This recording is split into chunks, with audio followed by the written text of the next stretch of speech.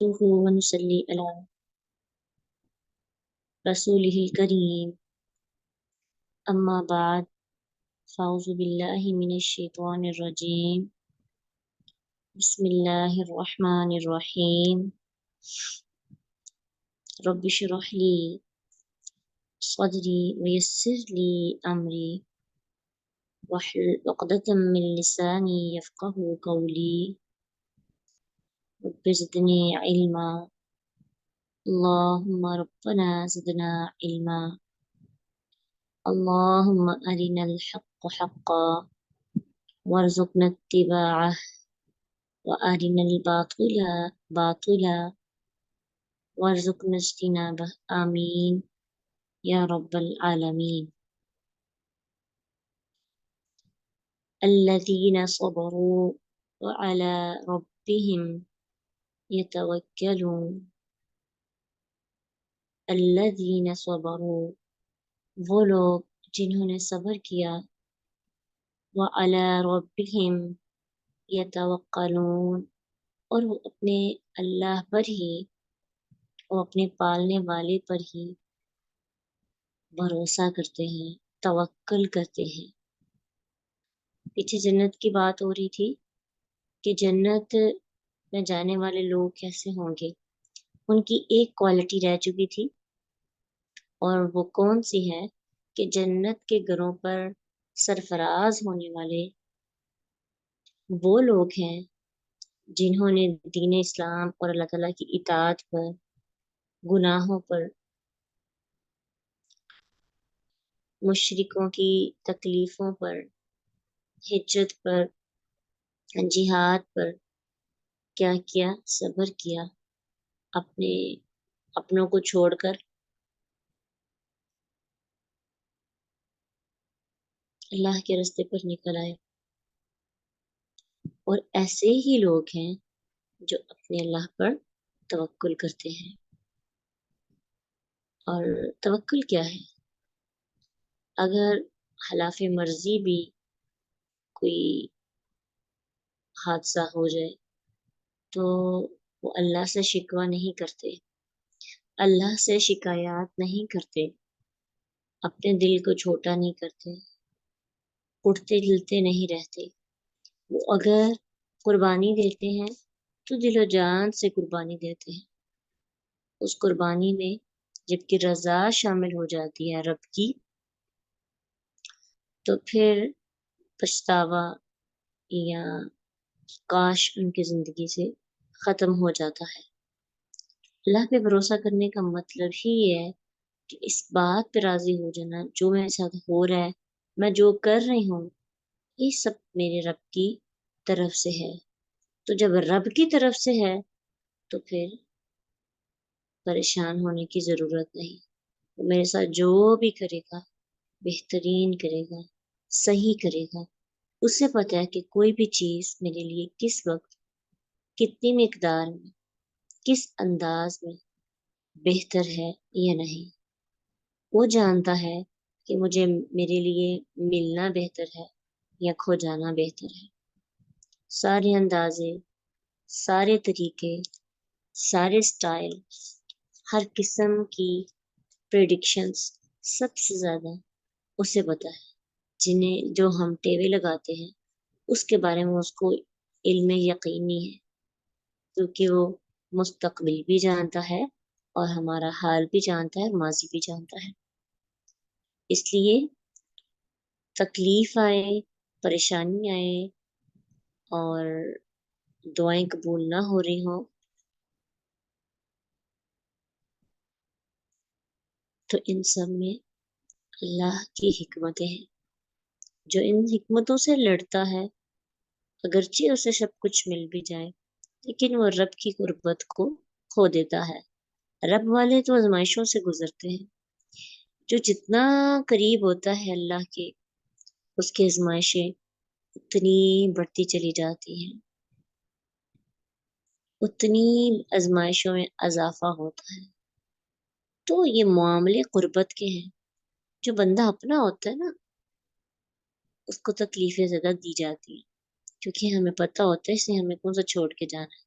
ایسی بات ہے نا تو اپنے جو ہوتے ہیں ان کو وقت بھی کم دیا جاتا ہے عام دنیا کے معاملات میں ہم دیکھیں تو اللہ کے بھی جو اپنے ہوتے ہیں نا اللہ ان کو مزید اپنا بنانے کے لیے صبر کی پریکٹس کرواتے ہیں تاکہ کہیں بھی کوئی بھی کام ہو جیسے فوجی ہوتے ہیں ان کو ٹریننگ دی جاتی ہے تاکہ کوئی بھی مشکل کام ہو فوراً سے وہ نکل پڑے ایسے ہی جو انسان ہوتا ہے اس کو بھی پریکٹس کرائی جاتی ہے جو اللہ کے لیے فوج کا کام کرتا ہے کیونکہ اللہ تعالیٰ کی فوج جو ہوتی ہے نا اس نے اللہ کے لیے لڑنا ہوتا ہے تو لڑنے کے لیے مشکل حالات سے گزرنا ہوتا ہے اللہ سبحانہ تعالیٰ کبھی کبھی بنا کسی ریزن کے جو ہمیں نظر نہیں آ رہی ہوتی انسان کو تکلیف و مشکلوں میں کیوں ڈال دیتے ہیں تاکہ میرا بندہ آئندہ آنے والے دنوں کے لیے ٹرین ہو جائے کوئی بھی مسئلہ آئے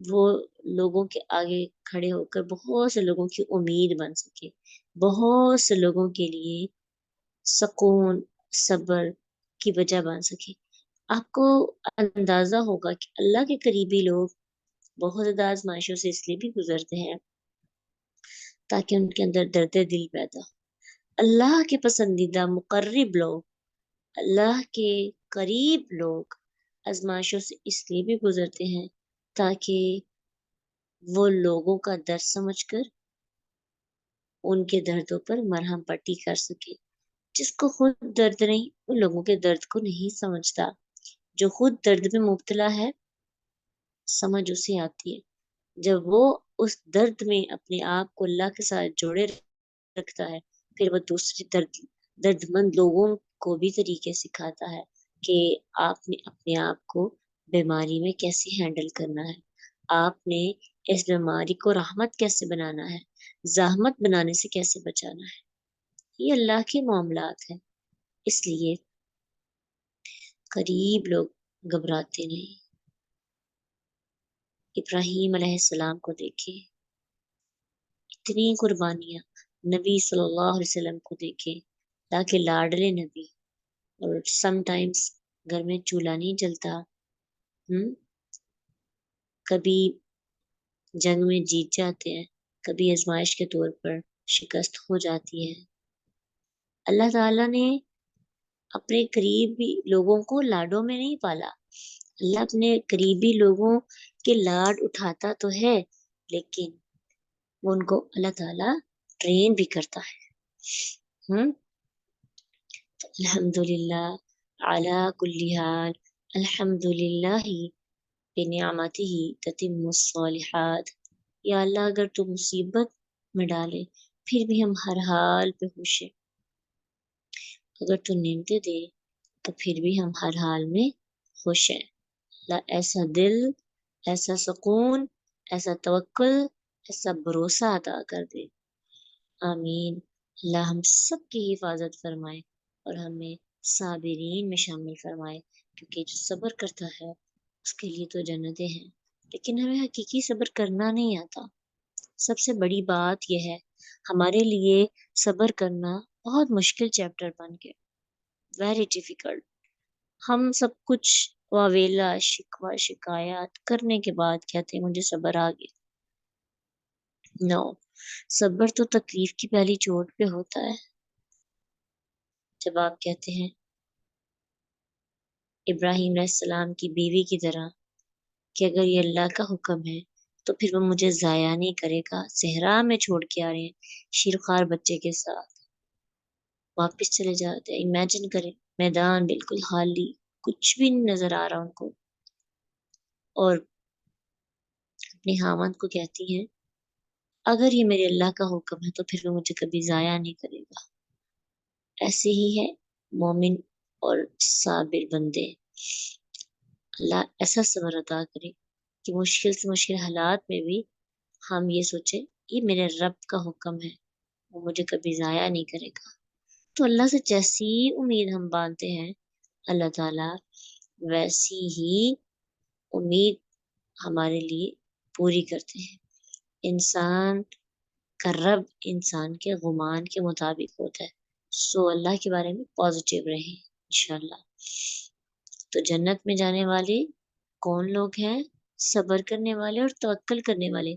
सब्र और तवक्कल का आपस में बहुत गहरा ताल्लुक है। तवक्कुल होगा तो सब्र आएगा, और सब्र होगा तो तवक्कल आएगा। जो सब्र करने वाला इंसान है वो तवक्कल कर लेता है। वो जो तवक्कल करने वाला इंसान है, ऑटोमेटिकली उसको एफर्ट नहीं करनी पड़ती, सब्र आ जाता है। दोनों में से किसी एक भी मेहनत कर लें, दूसरा उसके साथ ही पाएंगे। और करें, सब्र आता ही तब नहीं जब इंसान को फ्यूचर्स के बारे में वहम, खदशात, टेंशन शुरू हो जाती है। तवक्कल नहीं होता। जब तवक्कल होता है तो फिर सब्र आ जाता है। वकअय्यिन, और कितने ही हैं, दाबतिन, चलने वाले जानदार,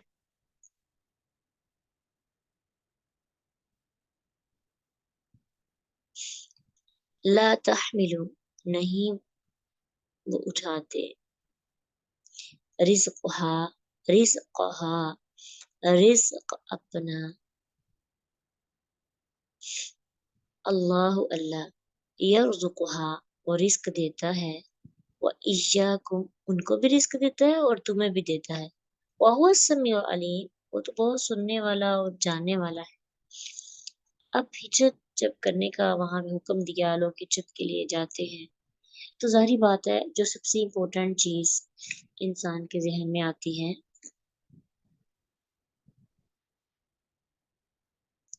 वो क्या होती है? माल। कमाएंगे कैसे, खाएंगे कैसे, यही है ना। जब इंसान सफर पर निकलता है, कपड़े जूते कैसे भी हों, खाने से तो नहीं ना इंसान रुक सकता। जरूरत है जिंदगी की। तो अल्लाह सुब्हान तआला उनको तसल्ली दे रहे हैं। कितने ही जानवर ऐसे हैं, आपने कभी देखा है उनको कि वो अपनी पीठ पे रिस्क लेकर घूम रहे होते हैं? ऐसे ही सोते हैं, ऐसे ही जागते हैं। चिड़िया की तरफ देख लें, उड़ती है, कभी उड़ते हुए उसने आपने उसके साथ पैकेट्स लटके हुए देखे कि वो पैकेट्स उठा उठा के घूमती है? हम्म, नहीं देखा ना। तो अल्लाह कहते हैं कि अगर अल्लाह सारी मखलूक को रिस्क देता है, जो जहां भी हो, इवन के पत्थर के अंदर मौजूद कीड़े को भी वो रिस्क देता है,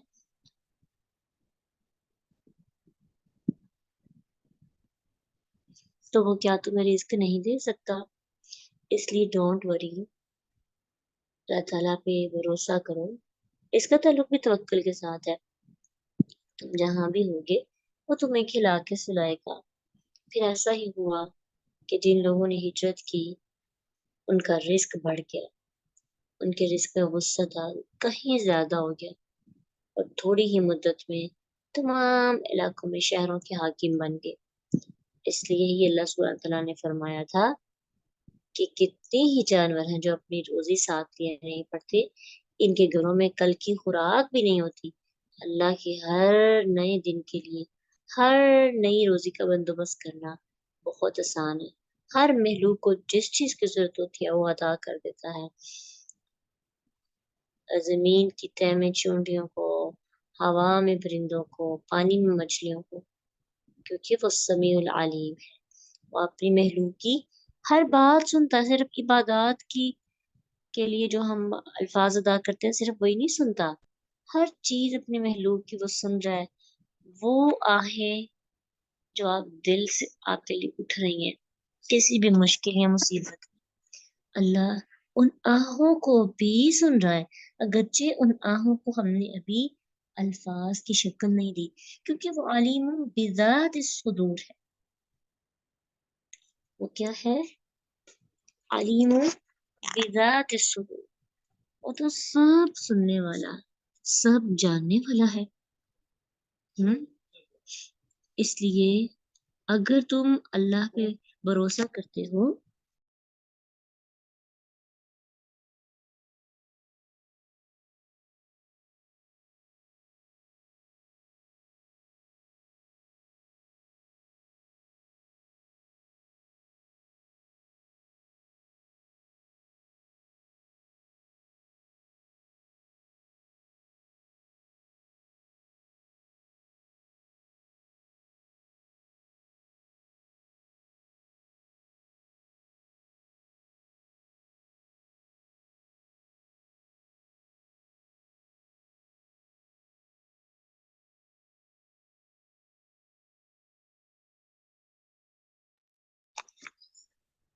रसूलुल्लाह सल्लल्लाहु अलैहि वसल्लम की एक हदीस भी है कि अगर तुम अल्लाह ताला पर इस तरह भरोसा करो कि जैसे उस पे तवक्कल करने का हक है, तो तुम्हें वो उसी तरह रिस्क देता है या दिया जाएगा जैसे परिंदों को रिस्क दिया जाता है। कैसे? बस वो खाली पेट निकलते हैं और शाम को भरे पेट के साथ वापस आते हैं। हमारे यहाँ रिस्क की कमी बिल्कुल भी नहीं है।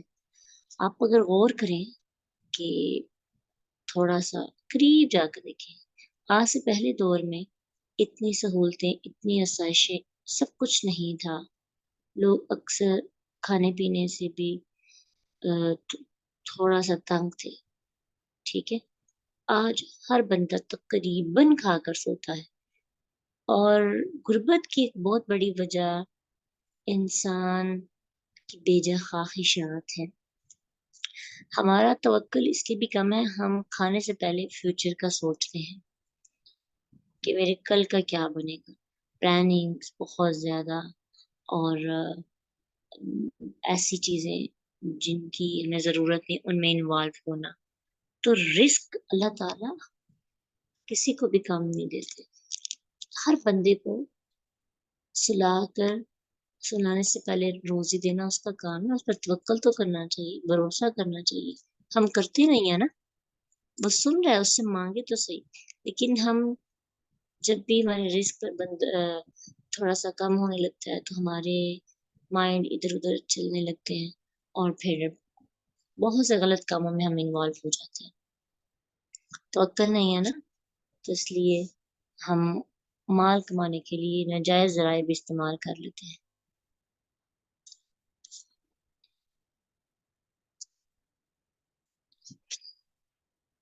वलइन सअलतहुम मन खलक़स समावाति वल अर्ज़ वसख़्ख़र अश-शम्स वल क़मर लयक़ूलुन्ना अल्लाह फअन्ना युफ़कून। यकीनन अगर आप उनसे पूछें, मन खलक़स समावाति वल अर्ज़, किसने आसमान और जमीन को पैदा किया, वसख़्ख़र अश-शम्स वल क़मर, और मुसख़्ख़र किया सूरज और चांद को, तो अलबत्ता वो जरूर कहेंगे अल्लाह ने। तो फिर वो कहाँ पे भटके जा रहे हैं, कहाँ पे बहकाए जा रहे हैं? इस आयत की दो तरह से तफसीर है। सबसे पहले कि यहाँ पे कलाम मुसलमानों से मोड़कर अहले मक्का की तरफ हो गया। मक्का वालों ने मक्का वालों से इतराफ का जिक्र है कि उनसे जब पूछा जाए ना अल्लाह ताला ये आसमान किसने बनाए, जमीन किसने बनाई, तो उनको पता है अल्लाह ने बनाई है। वो कहेंगे कि सब अल्लाह ताला ने बनाई है। तो इसके बावजूद वो मुशरिक है, हकीकत जान के भी। तो अल्लाह कहते हैं इनकी सोच इतनी उल्टी है कि इनके कौल और फेल में तजाद है। कहते हैं अल्लाह ने, मानते हैं कि अल्लाह अकेला नहीं, उसके साथ और भी शरीक है। हम्म इसलिए अगर अल्लाह ने बनाई है तो फिर तवक्कुल भी अल्लाह पे करना चाहिए और अल्लाह ताला की ही इबादत करनी चाहिए। क्यों इधर उधर भटकते जा रहे हैं? बाद मुफस्सरीन ने कहा कि इस आयत का ताल्लुक पिछली आयत के साथ है कि जो लोग फिक्र मुआश की वजह से हिजरत में थोड़ा हेजिटेशन फील कर रहे हैं, तो उनके लिए है कि जब उनसे पूछा जाए कि जमीन आसमान चांद सूरज सितारे सब किसने पैदा किए, तो वो कहते हैं अल्लाह ताला ने। इंसान की तमाम जरूरियत जिंदगी भी अल्लाह से वाबस्ता है। ठीक है, तो अगर वो ये जानते हैं तो फिर वो क्यों नहीं हिजरत के लिए निकलते? वो ये लोग कहाँ बहकाए जा रहे हैं? ठीक है, ये मुसलमानों के लिए भी आयत हो सकती है और अहले मक्का के लिए भी। अल्लाहु यबसुतु रिज़्क़ लिमन यशा, अल्लाह ही है जो जिसके लिए चाहता है रिज़्क़ को फराह कर देता है। मिन इबादिही, अपने बंदों में से, यानी अपने इबादुर रहमान, अल्लाह के बंदे, रहमान के बंदे, अल्लाह ताला के जो बंदे हैं सब अल्लाह के बंदे हैं। अल्लाह ताला अपने बंदों में से जिसको चाहता है जितना मर्जी दे। हम्म उसका इंसाफ ही ये है। हम्म जिसको जितनी जरूरत है उसको उतना देता है। अब देखें कि जब आपके घर में 5 बच्चे हैं और उनमें से तबीयत कुछ की डिस्टर्ब है, جب گھر میں کوئی چیز بناتے ہیں سب کو دیتے ہیں، اسے ایک بچے کو نہیں دیتے، دوسرا بیمار ہے اس کو کوئی اور چیز نہیں دیتے، یعنی طبیعت کے خلاف جو چیزیں ہوتی ہیں کھانے کی وہ آپ نہیں دیتے، اور اس پر آپ یہ بھی نہیں کہتے کہ میں ناانصافی کر رہی ہوں، کیوں؟ کیونکہ آپ اس سے محبت کی وجہ سے نہیں دے رہے، تاکہ اس کا خیال کیا جا سکے، اس کی کیئر کی جا سکے۔ اللہ کے بھی بندے، اللہ تعالیٰ کے بندے تو اللہ کے زیادہ قریب ہیں، اور اللہ ان کی طبیعت، مزاج، عادات، فیوچر سب کو زیادہ جانتا ہے۔ پھر اللہ جس کو جتنا دے رہا ہے اس کو اس کی طبیعت اور مزاج کے مطابق دے رہا ہے۔ ہو سکتا ہے کہ ایسا انسان جس کو پیسہ سنبھالنا نہ آتا ہو یا وہ پیسے کی وجہ سے بھٹک جائے، اللہ سے دور ہو جائے، تو اللہ کیسے اپنے بندوں کو بھٹکنے دے سکتا ہے؟ اللہ تو ہر بندے کے لیے جو پیمانہ مقرر کیا نا، اس کی طبیعت مزاج کے مطابق۔ اب ایک چھوٹا سا بچہ ہے، آپ اسے جب چاول کھلاتے ہیں تو ایک دو لقمہ، تین چار لقمے کھلاتے ہیں، پوری پلیٹ نہیں کھلاتے، اور نہ ہی اسے پوری پلیٹ دیتے ہیں۔ یہ ناانصافی ہے؟ نہیں، آپ نے اس کے سسٹم کے مطابق اس کو کھلانا ہوتا ہے، جو اتنا میدا اس کو ہضم کر سکتا ہے، پانی بھی اتنا پیتا ہے، کھانا بھی اتنا کھاتا ہے۔ اللہ تعالیٰ کے بندے بھی اللہ کے نزدیک ایسے ہی ہیں، کچھ بچے ہیں، کچھ بڑے ہیں۔ اللہ قدوں کو نہیں دیکھتے، اللہ عمروں کو بھی نہیں دیکھتے، اللہ کے ہاں تو اندازے اسی کے پیمانے کے مطابق ہے، کوئی کتنا ہضم کر سکتا ہے اللہ اسی کے مطابق اس کو عطا کرتا ہے۔ تو کسی کو زیادہ دے کے آزماتا ہے، اور جب چاہے رزق فراخ کر دے، اور جب چاہے رزق کو تنگ کر دے۔ تو اس کا تعلق پھر ہجرت والی آیت کے ساتھ ہے کہ ہجرت کی وجہ سے کسی کا رزق کام نہیں ہوتا۔ آپ ایک جگہ سے دوسری جگہ موو کر رہے ہیں، اس کا کیا مطلب ہے؟ آپ کی تقدیر بھی موو کر رہی ہے کیا؟ اللہ تعالیٰ کے ہاں آپ کا نام رزق والوں سے غیر رزق والوں کی طرف موو کر رہے ہیں؟ نہیں، جہاں بھی ہوگے رزق تمہیں ملے گا، ٹھیک ہے؟ یہ اللہ کی مشیت پر ہے کہ وہ جب چاہے، جتنا چاہے، جس انداز میں چاہے آپ کو عطا کرے۔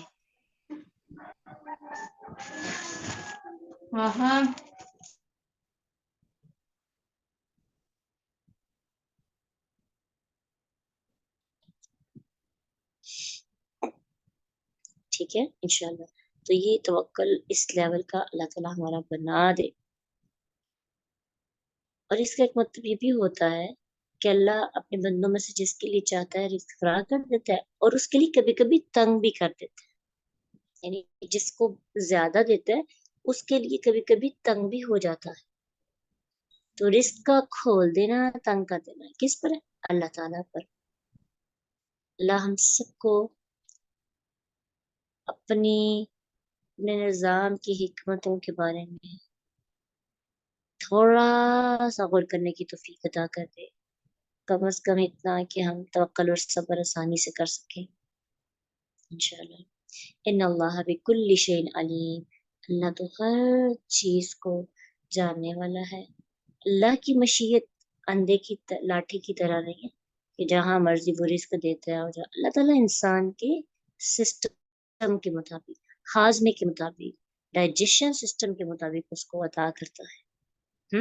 آئندہ جب بھی کبھی محسوس ہو کہ مجھے کم ملا، اس کو زیادہ ملا، تو آپ بس فیل کیا کریں یہ اللہ تعالیٰ نے دیا ہے۔ اللہ، ہو سکتا ہے میرا ہاضمہ اتنا نہ ہو، جتنا مجھے اللہ نے دیا میں اسی کے قابل ہوں، میری آزمائش بھی ہے، میری رحمت بھی ہے، تو اپنے دائرہ کار میں رہتے ہوئے شکر ادا کریں۔ اپنے دائرے سے باہر دیکھیں گے تو سوائے مایوسی آزمائش کے کچھ بھی ہاتھ نہیں آئے گا۔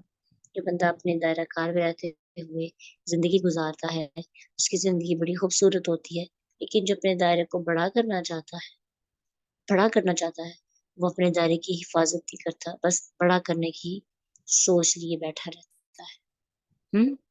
تو اللہ ہی جانتا ہے سب چیزیں، کس کو کتنی کس وقت ضرورت ہے۔ وہ جانتا ہے کہ ایک بندے کو کب فراخی دوں اور کب تنگی دوں. اللہ اکبر. وہ جانتا ہے کب پوری پلیٹ کھانی ہے اس نے اور کب ہاف پلیٹ کھانی ہے. پیٹ خراب ہو جائے تو کھانا بدل جاتا ہے نا. ہوں ایسا بھی ہوتا ہے کبھی کبھی کہ انسان کی عبادات خراب ہو جائے تو اللہ تھوڑی سی آزمائش میں دے کر دوبارہ اس کو قریب لے آئے. تو اللہ کی حکمت ہے. ہمیں سوال کرنے کی اجازت نہیں کیوں میرے ساتھ ہی کیوں نہیں. اور رزق میں ہر چیز آ جاتی ہے، اولاد بھی، مال بھی، خوشیاں، علم، سب کچھ. رزق کی ڈیفینیشن بہت وسیع ہے. عربی لینگویج میں ہر وہ چیز جو آپ کو فائدہ پہنچائے وہ رزق کہلاتی ہے. تو کبھی کبھی اولاد کی آزمائش ہمیں پریشان کر دیتی ہے، مال کی آزمائش پریشان کر دیتی ہے. ان اللہ بکل شیء علیم. وہ سب جانتا ہے، سب چیزیں اس کی ہیں. اس نے تو ہمیں چند دنوں کے لیے استعمال کرنے کی اجازت دی ہے. بس فرق یہ ہے یہ صرف اجازت نامہ ہے. چیزیں اس کی ہیں. کسی کو جلدی اجازت مل جاتی ہے، کس کو زیادہ مل جاتی ہے، کسی کو کم مل جاتی ہے. اور کسی کے لیے اللہ تعالیٰ نے یہ اجازت نامے جنت میں رکھے ہیں. اللہ ہی جانتا ہے کس کو کب ضرورت ہے، کتنی ضرورت ہے. وَلَئِنْ سَأَلْتَهُمْ مَنْ نَزَّلَ مِنَ السَّمَاءِ مَاءً فَأَحْيَا بِهِ الْأَرْضَ مِنْ بَعْدِ مَوْتِهَا. اگر یقیناً آپ ان سے پوچھیں کس نے آسمان سے پانی اتارا پھر اس کے ساتھ زمین کو اس کے مرنے کے بعد زندہ کیا، تو وہ کیا کہیں گے؟ ضرور کہیں گے اللہ. کہہ دو سب تعریفیں اللہ کے لیے ہیں لیکن اکثر لوگ نہیں جانتے. تو پچھلی 2 آیات میں اللہ تعالیٰ کے خالق ہونے اور رازق ہونے کا ذکر ہے. اب اس آیت میں اللہ کا موت کے بعد زندہ کرنے کا ذکر ہے. تو اللہ سبحانہ تعالیٰ فرماتے ہیں کہ آپ جس سے بھی پوچھیں گے نا مرنے کے بعد زندہ کون کرتا تو یقیناً اللہ کا نام آئے گا. کہیں گا اللہ کرتا ہے. قل الحمدللہ، کہہ دو اللہ کا شکر ہے. یعنی کفار کے اعتراف پر کیا کہیں الحمدللہ.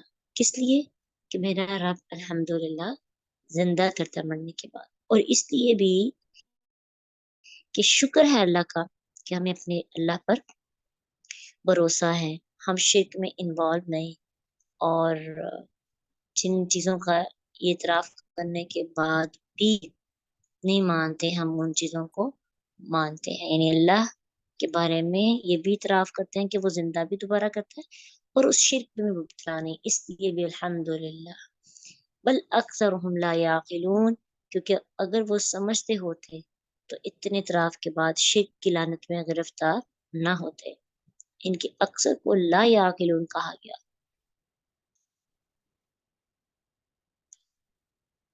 کیونکہ کچھ ایمان بھی تو لائے نا بعد میں، اس لیے.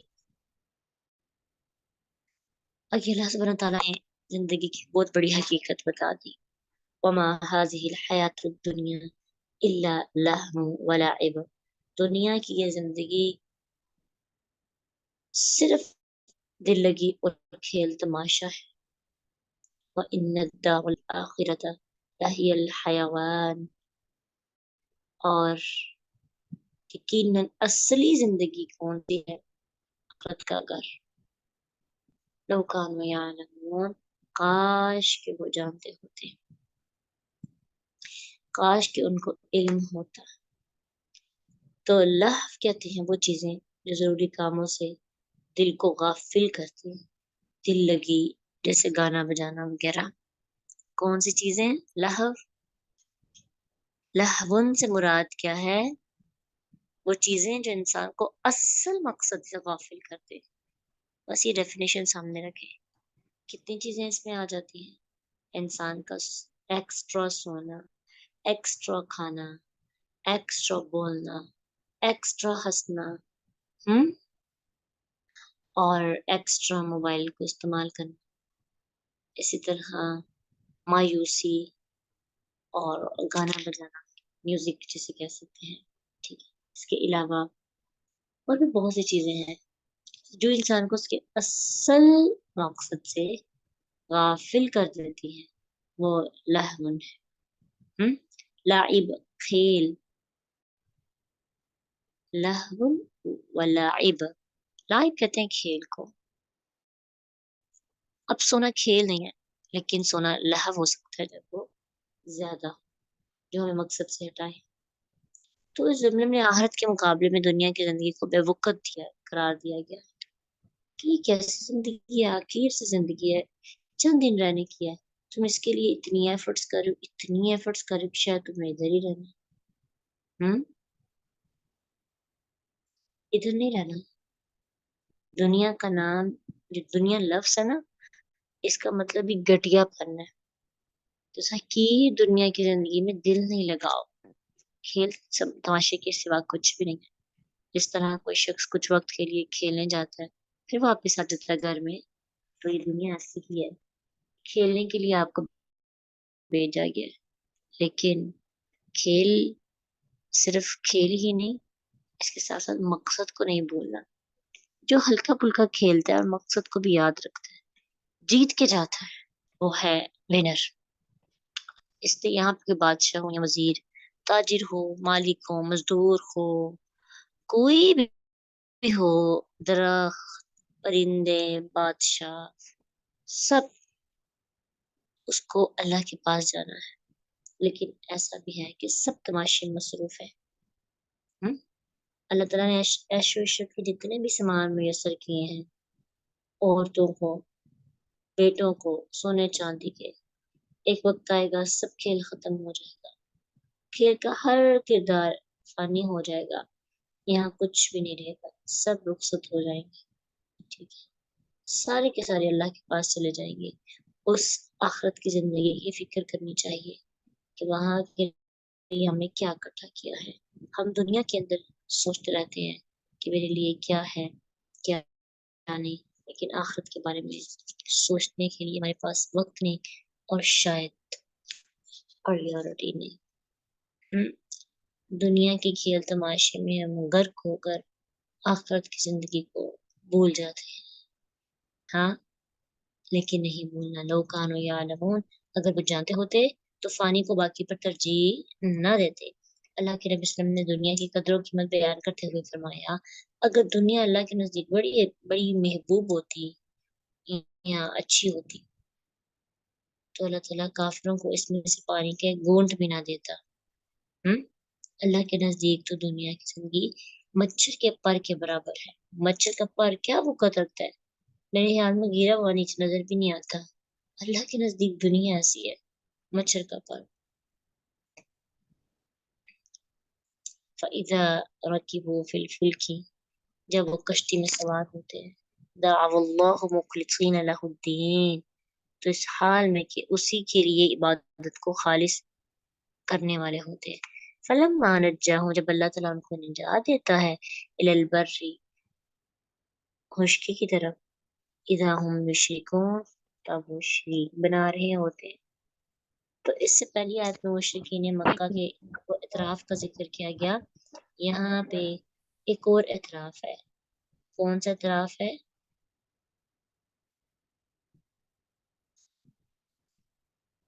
कि अगर, हाँ जी, अगर ये समुद्री सफर करते थे, आपको तो पता है मशरकी मक्का के बारे में काफी दफा पढ़ा भी होगा। सफर करते थे तो तूफान, परेशानी आ जाती, टेंशन होती, तो अल्लाह को पुकारना शुरू कर देते। जब, क्योंकि फितरी तौर पर अल्लाह की फीलिंग्स इंसान के अंदर है। जब अल्लाह उनको मुश्किलात से निकाल देता, टेंशन परेशानियों से निकाल देता, तो फिर बता वो क्या करते? सबक ढूंढ लिया। नंबर ढूंढो। हाँ,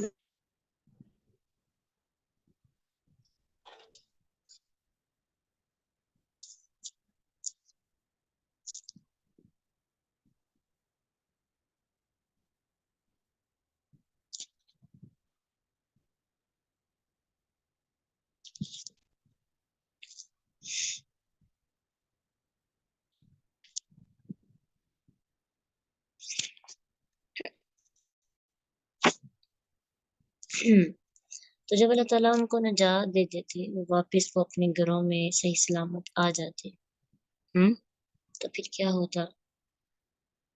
پھر وہ اللہ کے ساتھ شریک بنانے لگتے، اللہ تعالیٰ کے ساتھ شرک کرتے، تو مصیبت کے وقت اللہ کو پکارتے، اور جب مصیبت نہ ہوتی تو غیر اللہ کو۔ مسلمان تو مصیبت کے وقت بھی غیر اللہ کو پکارتا ہے۔ آج کا مسلمان جب مشکل پیش آتی ہے فوراً غیروں کے در پہ جا کے سجدہ کرنے لگتے ہیں کہ فلاں ہماری مشکل ڈال سکے گا۔ اس کا مطلب ہے آج کا مسلمان اس کافر سے بھی آگے بڑھ چکا ہے شرک کے معاملے میں۔ لِيَكْفُرُوا بِمَا آتَيْنَاهُمْ وَلْيَتَمَتَّعُوا فَسَوْفَ يَعْلَمُونَ، تاکہ جو کچھ ہم نے انہیں دیا ان کی ناشکری کریں اور تاکہ فائدہ اٹھا لیں، پھر ان قریب وہ جان لیں گے۔ اللہ تعالیٰ ان کو نجات تو دیتے ہیں لیکن نجات پانے کے بعد شرک کرنے سے انہیں اس کے سوا کچھ حاصل نہیں ہوتا، کہ ناشکری کرتے رہتے ہیں، دنیا کی لذتوں میں اور انوالو ہو جاتے ہیں، آخرت میں پھر اللہ کہتے ہیں ان کو کچھ نہیں دیا جائے گا، آخرت میں یہ ایسے ہی رہیں گے خالی ہاتھ۔ اولم یروا انا جعلنا حرما آمنا، کیا انہوں نے نہیں دیکھا کہ بے شک ہم نے ایک حرم امن والا بنایا۔ وَيُتَخَطَّفُ النَّاسُ مِنْ حَوْلِهِمْ، جبکہ لوگ ان کے گرد سے اچک لیے جاتے تھے، پریشان ہوتے تھے۔ اب اللہ کہتے ہیں کہ أَفَبِالْبَاطِلِ يُؤْمِنُونَ وَبِنِعْمَةِ اللَّهِ يَكْفُرُونَ، کیا وہ باطل پر ایمان لاتے ہیں اور اللہ کی نعمت کی ناشکری کرتے ہیں؟ اہل مکہ کو اس سے پہلے سمندری سفر میں خوف میں مبتلا کرنے کے بعد امن عطا کرنے کی نعمت کا ذکر کیا کہ اب خشکی کے اندر کسی خوف میں مبتلا کیے بغیر اللہ تعالیٰ ان کو امن کی نعمت عطا کرتا ہے۔ پورا عرب اس نعمت سے محروم تھا، لیکن اللہ نے حرم کی وجہ سے حرم کے ارد گرد کے علاقوں کو، ان کی جان ان کے مال کو محفوظ کر لیا۔ تو اہل مکہ کو حرم کی وجہ سے مکہ میں امن تھا، تاکہ کوئی حرم میں اپنے باپ کے قاتل کو بھی دیکھتا تو اسے بھی کچھ نہیں کہتا تھا۔ سردی گرمی دور دراز کے سفر میں بھی حرم کے باشندے ہونے کی وجہ سے انہیں کچھ بھی نہیں کہا جاتا تھا۔ سورۃ قریش میں ہے نا یہ۔ تو اللہ سبحانہ تعالیٰ کہتے ہیں اس کے باوجود وہ باطل معبودوں پر ایمان رکھتے ہیں اور اللہ کی نعمتوں کی ناشکری کرتے ہیں۔ ومن اظلم ممن افترى على الله كذبا او كذب بالحق، اور اس سے بڑھ کر کون ظالم ہے جو اللہ پر جھوٹ باندھے یا حق کو جھٹلا دے۔ لما جاءہ، جب کہ حق اس کے پاس آ جائے، الیس فی جہنم